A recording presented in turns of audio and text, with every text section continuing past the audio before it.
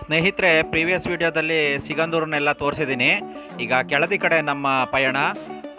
ಈಗ ನಮಗೆ ಮಳೆ ಬರೋ ಅಂದಾಜಿದೆ ನೋಡಿ. ಮಳೆ ಡ್ರಿಸ್ಲಿಂಗ್ ಶುರು ಆಗಿದೆ. ಹೋಗೋಣ ಬನ್ನಿ ಗೆಳೆಯರೆ, ಕೆಳದಿ ರಾಮೇಶ್ವರ ದೇವಸ್ಥಾನ ನೋಡೋಣ.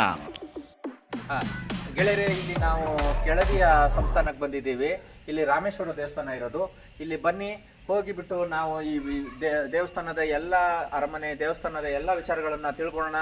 ಬನ್ನಿ ಫ್ರೆಂಡ್ಸ್, ನಡೀರಿ ಹೋಗೋಣ.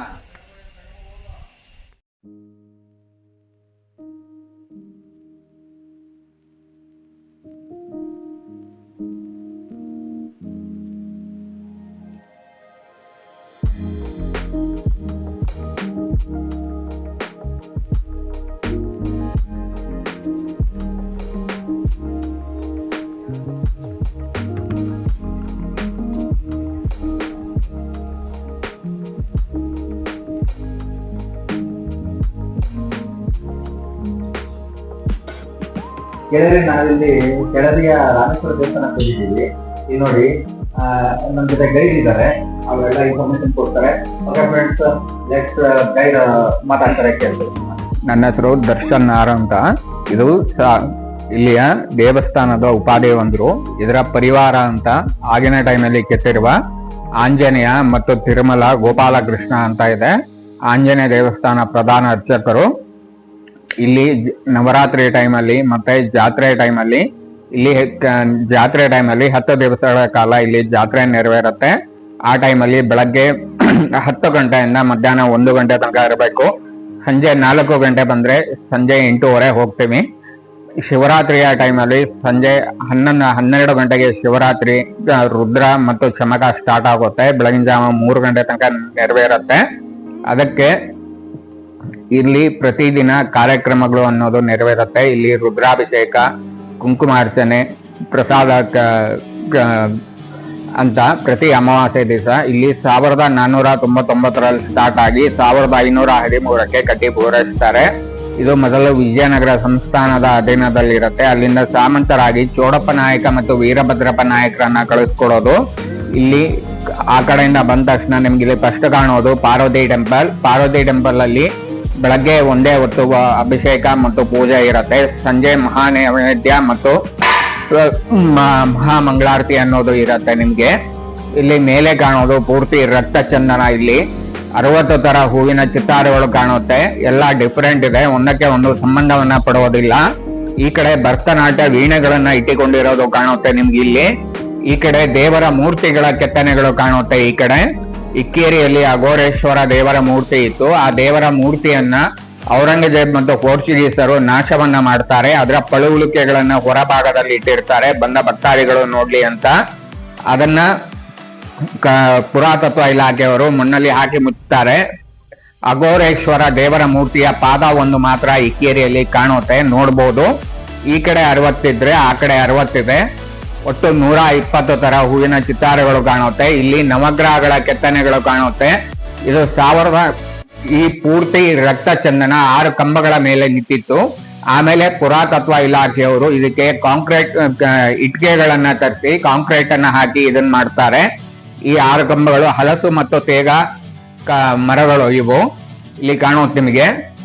ಆ ಕಡೆ 2 ಇರುವ ಕಂಬಗಳು ಕಾಣುವುದಿಲ್ಲ. ಇಲ್ಲಿಂದ ಆದ್ಮೇಲೆ ಇಲ್ಲಿ ಉದ್ಭವ ರಾಮೇಶ್ವರ. ಅದು ದಿನ ಒಂದು ಗೋಮಾತೆ ಹಾಲಿನ ಅಭಿಷೇಕವನ್ನ ಮಾಡ್ತಾ ಇರುತ್ತೆ. ಆ ಹಾಲಿನ ಅಭಿಷೇಕವನ್ನ ಮಾಡುವ ಟೈಮಲ್ಲಿ ಒಂದು ದಿವಸ ಚೋಡಪ್ಪ ನಾಯಕನೇ ಕನಸಿನ ರೂಪದಲ್ಲಿ ಒಂದು ಗೋಮಾತೆ ಹಾಲಿನ ಅಭಿಷೇಕವನ್ನು ಮಾಡೋದು ಕಾಣುತ್ತೆ. ಹಾಲಿನ ಅಭಿಷೇಕವನ್ನು ಮಾಡುವ ಟೈಮಲ್ಲಿ ಆ ದನವನ್ನ ಆ ಕಡೆ ಸರಿಸಿ ಅದನ್ನ ತೆಗೆದಾಗ ಹುತ್ತ ಪೂರ್ತಿ ನಂದಿ ಒದ್ದೆ ಆಗಿರುತ್ತೆ. ಅವರ ಬಲಭಾಗದಲ್ಲಿ ಕತ್ತಿ ಇರುತ್ತೆ, ಎಡಭಾಗದಲ್ಲಿ ಬರ್ಚಿ ಇರುತ್ತೆ.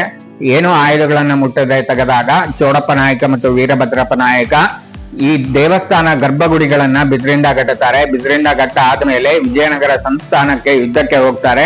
ಯುದ್ಧವನ್ನ ಎಲ್ಲ ಪೂರೈಸ್ಕೊಂಡ್ ಬಂದಾಗ ಬಿದ್ರಿನ ಗರ್ಭಗುಡಿಯನ್ನ ಕಟ್ಟಿರ್ತಾರಲ್ಲ, ಬಿಸಿಲಿನ ಶಾಖಕ್ಕೆ ಅದು ಕಟ್ಟಾಗಿರುತ್ತೆ.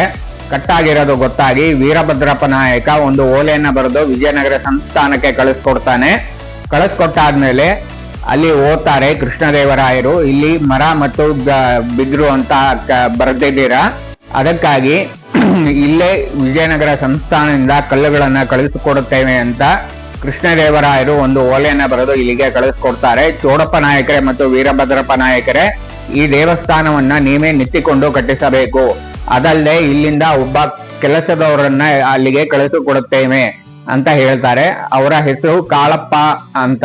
ಕಾಳಪ್ರಸ್ತರ ಗಂಗಾ ಶ್ರೀ ರಾಮೇಶ್ವರ ದೇವರಿಗೆ ಕೊಟ್ಟ ವರಾಹ ಅಂತ ರಾಮೇಶ್ವರ ಟೆಂಪಲ್ ಅಲ್ಲಿ ಕಾಣುತ್ತೆ ನಿಮ್ಗೆ. ಅದನ್ನ ಅಲ್ಲಿ ತೋರಿಸ್ತೀನಿ ಬೇಕಾರೆ. ಇದು ಪೂರ್ತಿ ಇರೋದು ಹೊಯ್ಸಳ ಮತ್ತು ದ್ರಾವಿಡ ಶೈಲಿಯಲ್ಲಿ ಇಡೀ ದೇವಸ್ಥಾನ. ಮಳೆಗಾಲದ ಟೈಮಲ್ಲಿ ಇಲ್ಲಿ ಓಡಾಡೋದಕ್ಕೆ ಆಗಲ್ಲ, ಪಾಚಿ ತರ ಆಗಿರತ್ತೆ. ಈ ಕಡೆ ದುರ್ಗಾಂಬ ಇದೆ, ಆ ಕಡೆ ಮಹಾಗಣಪತಿ. ಇದು ಉದ್ಭವ ರಾಮೇಶ್ವರ. ಇದು ಒಂದೇ ಸೈಜ್ ಗಲ್ಲಾಗತ್ತೆ. 6 ಕಂಬಗಳು ನಿಂತಿದೆ, ಮಣ್ಣು, ಸುಣ್ಣ, ಬೆಲ್ಲ. ಈ ಕಲ್ಲನ್ನ ಆಮೆ ಆಕೃತಿಯಲ್ಲಿ ಕಲ್ಲನ್ನ ಕೆತ್ತನೆಯನ್ನ ಮಾಡಿದ್ದಾರೆ. ಆಗಿನ ಟೈಮಲ್ಲಿ ಇಲ್ಲಿ 76 ಎಕರೆ ಜಮೀನಿತ್ತು ಈ ಉದ್ಭವ ರಾಮೇಶ್ವರನಿಗೆ. ಎಲ್ಲ ಬಂದ ಇಲ್ಲಿರುವ ಗದ್ದೆಯನ್ನು ಹೂಡುವವರು ದಿನ ಇಲ್ಲಿ ಬಂದು ಒಂದು ಭತ್ತವನ್ನ ಕುಟ್ಟಿ ಪುಡಿಯನ್ನ ಮಾಡಿ ಇಲ್ಲಿ ನೈವೇದ್ಯ ಆದ ಮೇಲೆ ಅವರು ಮನೆಗೆ ಹೋಗಿ ಪ್ರಸಾದವನ್ನ ವಿನಿಯೋಗವನ್ನ ಮಾಡಬೇಕಾಗಿತ್ತು. ಅದಲ್ಲೇ ಈ 3 ಗಂಟೆಗಳನ್ನ 1499ರಲ್ಲಿ ಹಾಕಿರೋದು. ಆಗಿನ ಟೈಮಲ್ಲಿ ಇದು ಗಂಧದ ಪೀಸಲ್ಲಿ ಒಂದು ಹೋಲನ್ನ ಮಾಡಿ ಹಾಕಿರ್ತಾರೆ. ಇವೆರಡುಗಳು ಮಾತ್ರ ಸೌಂಡ್ಗಳು ಬರೋದಿಲ್ಲ. ಈ ಮಧ್ಯದಲ್ಲಿ ಒಂದು ಕಾಣೋದು ಎಕೋ ಸೌಂಡ್ ಬರುತ್ತೆ, ಹೊಡೆದ್ ನೋಡ್ಬೋದು. ಓಂಕಾರದ ಸೌಂಡ್ ಇದೆ. ಅದಲ್ಲದೆ ಇಲ್ಲಿ ಕಾಳಪ್ಪ ಅನ್ನೋರು ಬಂದು ಇಲ್ಲಿ ಈ ದೇವಸ್ಥಾನವನ್ನ ಕಟ್ತಾರೆ ಅಂತ ಹೇಳದ್ನಲ್ಲ, ಅಲ್ಲಿ ಬರ್ದಿದೆ ನೋಡಿ. ಕಾಳಪ್ರಸ್ತರ ಗಂಗಾ ಶ್ರೀ ರಾಮೇಶ್ವರ ದೇವರಿಗೆ ಕೊಟ್ಟ ವರಾಹ ಅಂತ ಇದೆ. ಈ ಕಲ್ಲನ್ನ ಆಮೆ ಆಕೃತಿಯಲ್ಲಿ ಕೆತ್ತನೆಯನ್ನ ಮಾಡಿರೋದು ಯಾಕೆ ಅಂದ್ರೆ ಇಲ್ಲಿ ಪೂಜೆಯನ್ನ ಆಗುವ ತನಕ ಇಲ್ಲಿ ಭಕ್ತಾದಿಗಳು ಕುತ್ತಿಕೊಂಡು ಜಪವನ್ನ ಮಾಡ್ತಿದ್ರು, ಓಂ ನಮಃ ಶಿವಾಯ ಅಂತ. ಆಗಿನ ಕಾಲದ ಚೌಕಾಬಾರ, ಈಗಿನ ಕಾಲದ ಜನರೇಷನ್ ಲೂಡೋ ಇದು.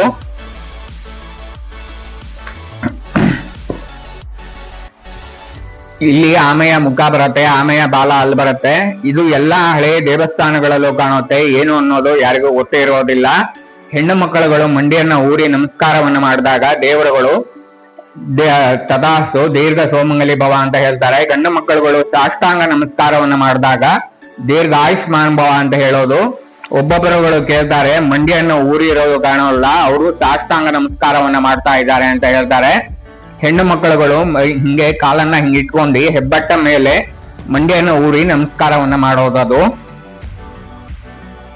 ಈ ಕಡೆ ಮಹಾಗಣಪತಿ ಕಾಣೋದು.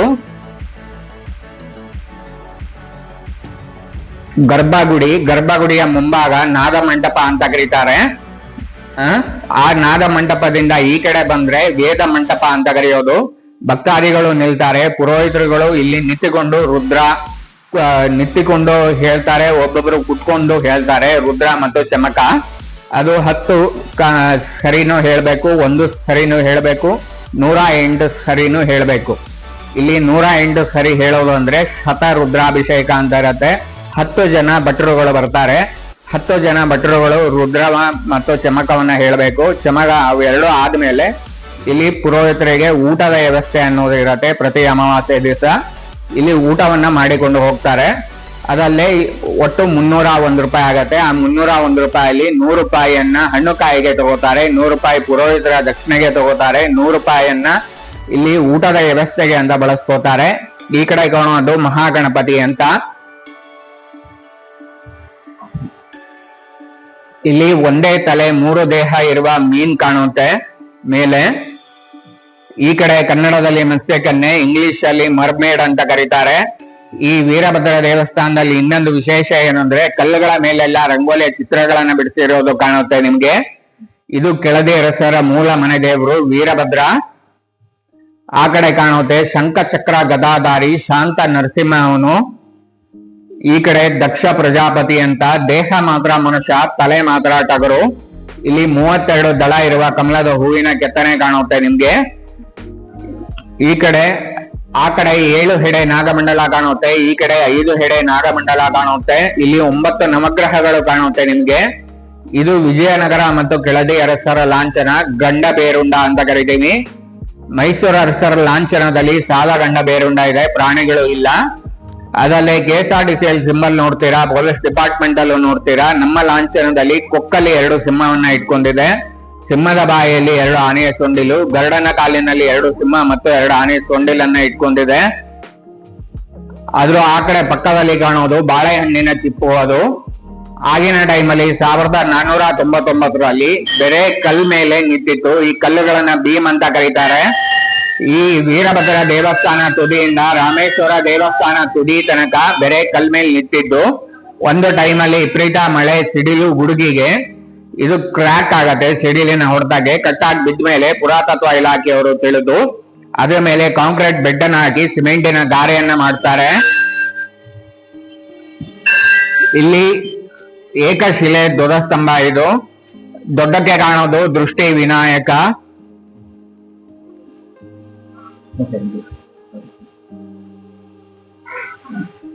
ಇಲ್ಲಿ ಉದ್ದಕ್ಕೆ ಕಾಣೋದು ಕೆಳದಿಯ ಚೆನ್ನಮ್ಮ. ಕೆಳದಿಯ ಚೆನ್ನಮ್ಮನ ಪಕ್ಕದಲ್ಲಿರೋದು ಛತ್ರಪತಿ ಶಿವಾಜಿಯ ಮಗ ರಾಜಾರಾಮ್. ಅದು ರಾಜಾರಾಮನ ಮಗ ಸಂಭಾಜಿ. ಶಿವಾಜಿಯನ್ನ ಔರಂಗಜೇಬ್ ಮತ್ತು ಪೋರ್ಚುಗೀಸರು ಮರಣವನ್ನ ಮಾಡ್ತಾರೆ. ಮರಣ ಆದ ನಂತರ ಶಿವಾಜಿ ಹೇಳ್ತಾನೆ, ಬಾರಪ್ಪ ಇಲ್ಲಿ ಮಗ ಅಂತ ರಾಜಾರಾಮ್ ಅಲ್ಲಿ ಹೋಗ್ತಾನೆ. ರಾಜಾರಾಮ್ ಹೋದ ತಕ್ಷಣ ಔರಂಗಜೇಬ್ ಮತ್ತು ಪೋರ್ಚುಗೀಸರು ನಿನ್ನನ್ನ ಮರಣವನ್ನ ಮಾಡೋದಕ್ಕೆ ಬರ್ತಿದ್ದಾರೆ, ಈ ಪ್ರಾಂತ್ಯವನ್ನು ಬಿಟ್ಟು ಬೇರೆ ಕಡೆ ಎಲ್ಲಾರು ಹೋಗು ಅಂದಾಗ ಈ ಮಲ್ನಾಡಿಗೆ ಬರ್ತಾನೆ ತಂದೆ ಮತ್ತು ಮಗ. ಬಂದಾಗ ಫಸ್ಟ್ ಕೇಳೋದು ಭವತಿ ಭಿಕ್ಷಾಂದಿ ಅಂತ ಕೇಳ್ತಾನೆ. ಭವತಿ ಭಿಕ್ಷಾಂದಿ ಅಂತ ಕೇಳಿದಾಗ ಕೆಳದಿಯ ಚೆನ್ನಮ್ಮ ಒಂದು ಹಿಡಿ ಅಕ್ಕಿಯನ್ನ ಹಾಕೋಕೆ ಹೋಗ್ತಾಳೆ. ತಾಯಿ, ನನಗೆ ಅಕ್ಕಿ ಬೇಡ, ಜೀವ ಬೆದರಿಕೆ ಇದೆ, ರಕ್ಷಣೆಯನ್ನ ಕೊಡಮ್ಮ ತಾಯಿ ಅಂದಾಗ ರಕ್ಷಣೆಯನ್ನ ಕೊಟ್ಟ ಮಹಿಳೆ. ಕೆಳದಿಯ ಚೆನ್ನಮ್ಮನಿಗೆ ಮಕ್ಕಳು ಇರೋಲ್ಲ, ದತ್ತು ಮಕ್ಕಳನ್ನ ಸ್ವೀಕಾರ ಮಾಡ್ತಾಳೆ. 21 ವರ್ಷ ತುಂಬುವ ತನಕ ಕನ್ನಿಕೆಯರು ಚೆನ್ನಾಗಿ ನೋಡ್ಕೋತಾರೆ. 21 ವರ್ಷ ತುಂಬದ ಮೇಲೆ ಕನ್ನಿಕೆಯರು ವಿಷಪ್ರಾಶನವನ್ನ ಮಾಡ್ತಾರೆ. ಇದು ದೃಷ್ಟಿ ವಿನಾಯಕ. ಅಲ್ಲಿ ಕಾಣುತ್ತೆ, ಅದು ಭೃಂಗಿ ಅಂತ ಕರಿತೀವಿ. ಶಿವನ ಮತ್ತೊಂದು ಅವತಾರ. ಅವನಿಗೆ 3 ಕಾಲಿದೆ. ಅಲ್ಲಿ ಶಿವನ ಮತ್ತೊಂದು ಗಣ ಅಂದ್ರೆ ಕ್ಷೇತ್ರಪಾಲ ಅಂತ. ಅಲ್ಲಿ ದಾಸವಾಳ ಸೇವಂತಿಗೆ ಹೂವನ್ನ ಇಟ್ಟಿದೀವಲ್ಲ, ಈ ಕಡೆ ಸಣ್ಣದು, ಅದು ಕ್ಷೇತ್ರಪಾಲ ಅಂತ. ಇಲ್ಲಿ ಈ ಕಡೆ ಕಾಣೋದು ವೀರಭದ್ರ. ಕಾಲ್ ಕೆಳಗೆ ಚೇಳಿನ ಚಿಹ್ನೆ ಕಾಣುತ್ತೆ. ಈ ಕಡೆ ಲಕ್ಷ್ಮಿ ಮತ್ತು ಪಾರ್ವತಿ ಕಾಣುತ್ತೆ. ಆ ಪಾರ್ವತಿಯ ಕೆಳಭಾಗದಲ್ಲಿ ಹಂಸದ ಕೆತ್ತನೆ ಕಾಣುತ್ತೆ. ಇದು ವೈಶಾಖ ಶುದ್ಧ ಗುರುವಾರ 1631ರಲ್ಲಿ 1603ರಲ್ಲಿ ಈ ಧ್ವಜಸ್ತಂಭ ಸ್ಥಾಪನೆ ಆಗಿದ್ದು.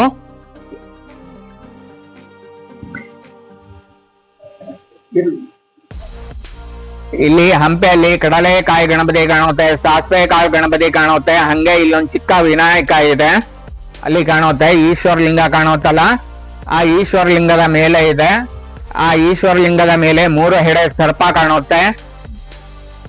ಇದು ಪೂರ್ತಿ ಇರೋದು ಹೊಯ್ಸಳ ಮತ್ತು ದ್ರಾವಿಡ ಶೈಲಿಯಲ್ಲಿ. ಈ ದೇವಸ್ಥಾನಕ್ಕೆ ಪೂಜೆಗೆ ಟೈಮಲ್ಲಿ ಬಳಸುವ ನೀರು ಆ ಕಡೆದು. ಈ ನೀರನ್ನ ನಾವು ಬಳಸೋದಿಲ್ಲ. ಇದು ಈಶಾನ್ಯ ಮೂಲೆಯಲ್ಲಿ ಇರೋದಕ್ಕಾಗಿ ಈ ನೀರನ್ನ ನಾವು ಬಳಸ್ಕೊಳ್ಳೋದಿಲ್ಲ. ಇದನ್ನ ಮಾಸ್ತಿಗಲ್ಲು, ವೀರಗಲ್ಲು ಅಂತ ಕರಿತೀವಿ. ಮಾಸ್ತಿ ಅಂದ್ರೆ ಹೆಣ್ಣು, ವೀರಗಲ್ಲು ಅಂದ್ರೆ ಗಂಡು ಕಲ್ಲು ಅಂತ. ಇಲ್ಲಿ ಛತ್ರಪತಿ ಶಿವಾಜಿಯ ಮಗ ರಾಜಾರಾಮನ ಉಲ್ಲೇಖ ಅಂದ್ರೆ ಕುದುರೆ ಮೇಲೆ ಕೂತಿರೋದು ಕಾಣುತ್ತೆ. ಜೂಮ್ ಮಾಡ್ಕೊಂಡು ನೋಡಿ, ಅಲ್ಲಿ ಕಾಣುತ್ತೆ. ನಿಧಾನ.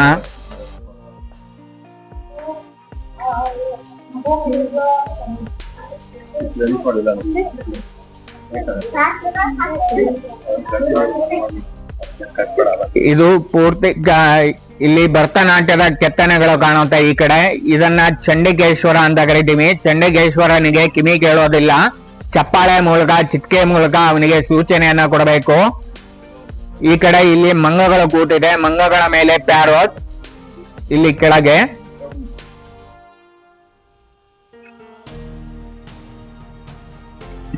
ಇದು ಹಸಿರು ಮತ್ತು ಬೂದು ಬಣ್ಣ ಇಡೀ ದೇವಸ್ಥಾನವನ್ನ ಗೆಟ್ಟಿರೋದು.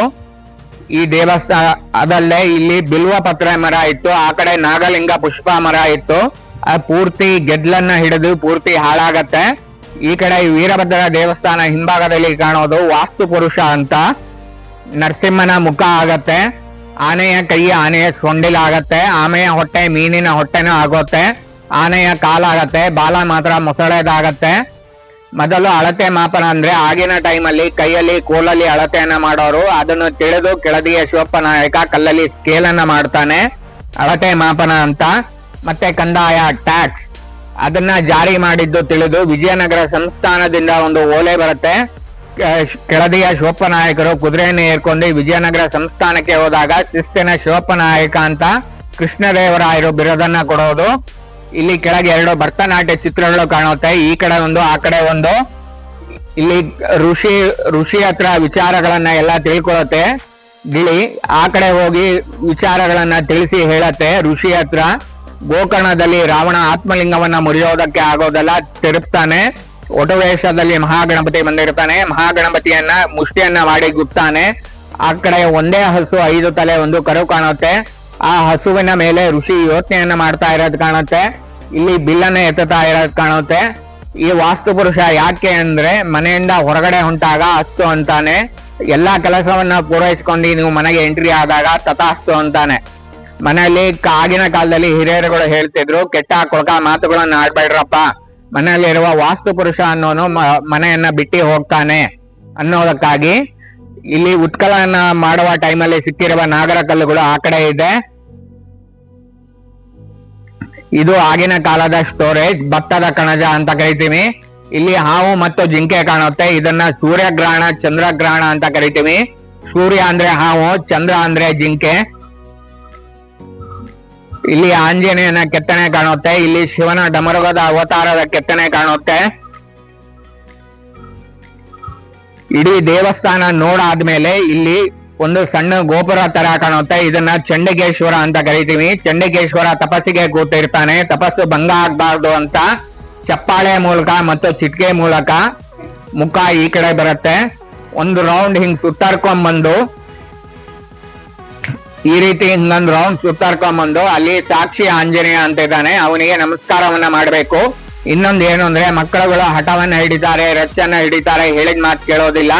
ಆ ಟೈಮಲ್ಲಿ ಇದಕ್ಕೆ ಮಂಡಕ್ಕಿಯನ್ನ ಹಾಕ್ತಾರೆ, ಕಾಯಿನ್ ಇಲ್ಲ ಅಂದ್ರೆ ನೋಟನ್ನ ಹಾಕ್ತಾರೆ. ಹಿಂಗೆ ಒಂದು ರೌಂಡ್ ಹಿಂಗ್ ಸುತ್ತಾರ್ಕೊಂಡ್ಬಂದು ಇಲ್ಲಿ ಸಾಕ್ಷಿ ಆಂಜನೇಯನಿಗೆ ನಮಸ್ಕಾರವನ್ನ ಮಾಡಿದಾಗ ಮಧ್ಯರಾತ್ರಿ 12 ಗಂಟೆ ಮೇಲೆ ಈ 2 ದೇವರುಗಳು ಈ 5 ದೇವರುಗಳಿಗೆ ವಿಚಾರಗಳನ್ನ ತಿಳಿಸಿ ಹೇಳ್ತಾರೆ. ಇಡೀ ರಾಮೇಶ್ವರ ದೇವಸ್ಥಾನ ಸುತ್ತಲೂ ಈ ಬಲಿ ಕಲ್ಲುಗಳು ಇದೆ. ಇವುಗಳನ್ನ ಏನು ಅಂತ ಕೇಳ್ತಾರೆ. ಈ ಕಲ್ಲುಗಳಿಗೂ ಒಂದೊಂದು ದೇವರ ನೇಮಕ ಇದೆ.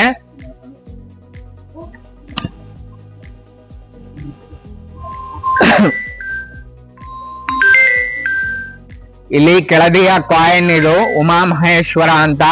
ಹೆಡ್ ಮತ್ತು ಟೈಲ್ 2 ಒಂದೇ ಮುಖ, ಫ್ರಂಟ್ ಅಂಡ್ ಬ್ಯಾಕ್. ಇಲ್ಲಿ ಬಂಗಾರ ಮತ್ತು ತಾಮ್ರದಲ್ಲಿ ಉಲ್ಲೇಖವನ್ನ ಟಂಕ ಸಾಲವನ್ನ ಮಾಡ್ತಾ ಇದ್ರು. ಅಲ್ಲಿ ಅವರಿಬ್ರು ಅಣ್ಣ ತಮ್ಮ ಯಾದವ ಮುರಾರಿ ಅಂತ, ಅವರಿಬ್ರೇ ಚುಚ್ಚಿಕೊಂಡು ಸತ್ತ ನಂತರ ಈ ಕೆಳದಿ ಸಂಸ್ಥಾನ ಉನ್ನತ ಸ್ಥಾನಕ್ಕೆ ಹೋಗತ್ತೆ. ಅವರ ಸತ್ತ ನಂತರ ಅವರಿಬ್ಬರ ಪತ್ನಿಯರು ಮಾರಿ ಮತ್ತು ದುರ್ಗಿ ಅನ್ನೋರು ಸಾಯ್ತಾರೆ, ಮರಣವನ್ನ ಹೊಂತಾರೆ. ಅದು ಹೆಂಗೋ ತಿಳಿದು ಕೆಳದಿಯ ಶಿವಪ್ಪನಾಯಕನಿಗೆ ಸೂರ್ಯ ಚಂದ್ರ ಇರೋ ತನಕ ಇವರನ್ನ ರಾಜ ಗಂಭೀರದಲ್ಲಿ ಮರ್ಯಾದೆಯನ್ನ ಕೊಡಬೇಕು ಅಂತ ಮಧ್ಯರಾತ್ರಿ 12 ಗಂಟೆಗೆ ಇವರನ್ನ ರಥದಲ್ಲಿ ಎಳ್ಕೊಂಡು ಹೋಗುವ ಪದ್ಧತಿಯನ್ನ ಮಾಡ್ತಾನೆ. ಆ ಪದ್ಧತಿ ಪ್ರಕಾರ ಈಗೂ ಜಾರಿಯಲ್ಲಿದೆ. ಕಾರ್ತಿಕ ಮಾಸದ ಕೊನೆ ದಿವಸ ಮತ್ತು ಶಿವರಾತ್ರಿಯ ಕೊನೆ ದಿವಸ ಅದ್ರ ಜೊತೆ 2 ಉತ್ಸವ ಮೂರ್ತಿ ಬರುತ್ತೆ, ರಾಮೇಶ್ವರ ಮತ್ತು ಪಾರ್ವತಿ. ಅದನ್ನು ಕಟ್ಟಿಕೊಂಡು ಎಳ್ಕೊಂಡು ಹೋಗ್ತಾರೆ.